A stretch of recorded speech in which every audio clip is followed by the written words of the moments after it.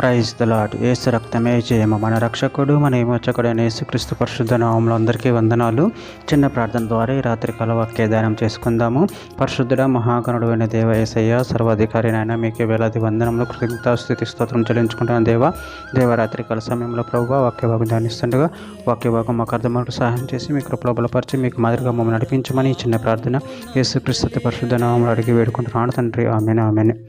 గల్తీలకు రాసిన పత్రిక 4వ అధ్యాయం 7వ వచనము. కాబట్టి నీవిక దాసుడు కావు, కుమారుడు అయితే దేవుని ద్వారా వారసుడవు. ఆమేన్. దేవుడి వాక్య భాగం దీవించును గాక. ప్రభునందు ప్రియులారా, ఇక్కడ వాక్య భాగంలో గమనించినట్లయితే, కాబట్టి నీవిక దాసుడు కావు, కుమారుడు అయితే దేవుని ద్వారా వారసుడవు. అదేవిధంగా వాక్య భాగంలో గమనించినట్లయితే గల్తీలకు రాసిన పత్రిక 5వ అధ్యాయం 1వ వచనం, ఈ స్వాతంత్రం అనుగ్రహించి క్రీస్తు మనను స్వాతంత్రులుగా చేసి ఉన్నాడు. కాబట్టి మీరు స్వాతంత్రముగా నిలిచి మరలా దేశమును కాడి క్రింద చిక్కుకొనకుడి. రోమీయులకు రాసిన పత్రిక 8వ అధ్యాయం 16-17 వచనాలు, మనము దేవుని పిల్లలమని ఆత్మే తన ఆత్మతో కూడా సాక్ష్యం ఇచ్చుచున్నాడు. మనము పిల్లలమైతే వారసులము, అనగా దేవుని వారసులము, క్రీస్తుతో కూడా మహిమ పొందుటకు ఆయనతో శ్రమపడిన ఎడల క్రీస్తుతోడి వారసులము. కీర్తన గ్రంథం 16వ అధ్యాయం 5వ వచనంలో, యెహోవా నా స్వాస్థ్య భాగము, నా పానీయ భాగము, నీవే నా భాగమును కాపాడుచున్నావు. కీర్తన గ్రంథం 73వ అధ్యాయము 26వ వచనంలో, నా శరీరము నా హృదయము క్షీణించిపోయినను దేవుడు నిత్యము నా హృదయమునకు ఆశ్రయదుర్గమును స్వాస్థ్యమునై ఉన్నాడు.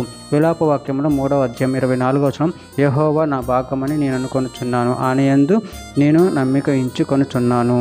కీర్తన గ్రంథం 51వ అధ్యాయము 12వ వచనంలో, నీ రక్షణానందము నాకు మరలా పుట్టించుము, సమ్మతి గల మనసు కలగచేసి నన్ను దృఢపరచుము.